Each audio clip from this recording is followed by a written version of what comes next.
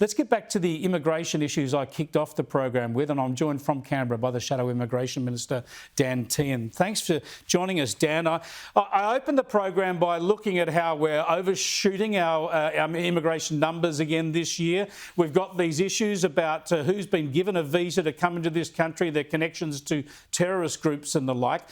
We've changed the Immigration Minister, but it doesn't seem like the government's made any progress on any of the key immigration issues. That's exactly right, Chris. It's a different immigration minister, but it's the same old story. Labor continue to make a complete mess of immigration and national security. And sadly, it's the Australian people who are going to pay the price. From what we've heard overnight, these revelations in the Daily Telegraph, that someone through their social media posts who has been found to have hosted meetings with Hamas operatives has been led into the country, and the Immigration Minister and the Prime Minister wouldn't answer the most basic questions with regards to how he's here and how they would attempt to get rid of him. And it's once again just a complete and utter mess, especially when you think that over 1,600 people have come from the Gaza war zone into Australia. We've got serious concerns about the security checks that were put in place. And now we're finding out record numbers of them are claiming asylum. So even if there are red flags with regards to the security situation of these individuals, my worry is the government wouldn't be able to remove them from the country if they were found to raise security red flags. Yeah, it's deeply worrying. I just want to show some of what Tony Burke had to say in response to your questioning in Parliament. If you want to be on this side of the chamber and you don't have confidence in our security agencies, say so. Say so. Because this government has confidence in our security agencies, and those opposite are now wanting to demand a whole lot of examples which, tested against their record, they would fail dismally every single time.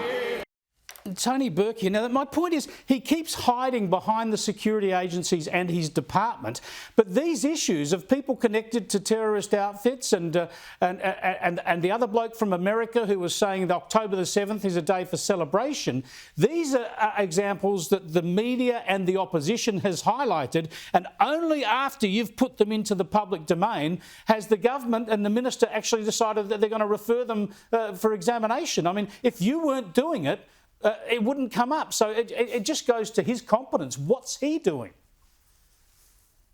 Exactly. It's a complete failure of leadership from the Prime Minister down.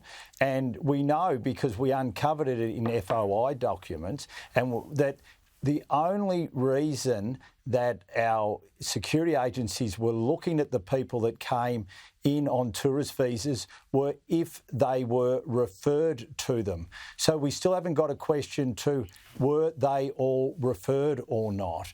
Another question for Tony Burke, a very straightforward one. If you are a supporter of Hamas, do you pass the character test to get an Australian visa? Now, that's a simple question that he should be able to answer no to. We asked that question of the Prime Minister twice on the 22nd of August. He wouldn't answer it. They wouldn't answer it again today. They won't answer it. I mean, it is a complete and utter failure of leadership. Just want to go to one issue, and that is social cohesion, because the Prime Minister had something to say about that today with Kieran Gilbert. Have a look. Anti-Semitism and hatred in any form is just wrong. And what we need to do in this multicultural nation of ours is to come together.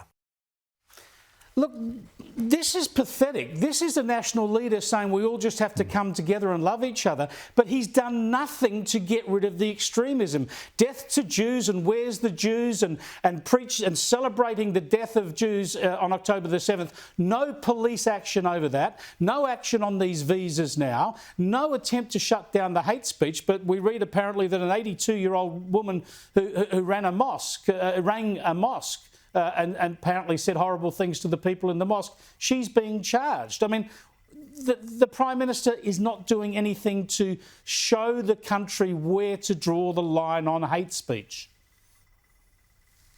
You're absolutely right. And the clear-cut example of that, sadly, was yesterday with that US academic that said that we should be celebrating October 7 or words to those effects. And yet he is still here.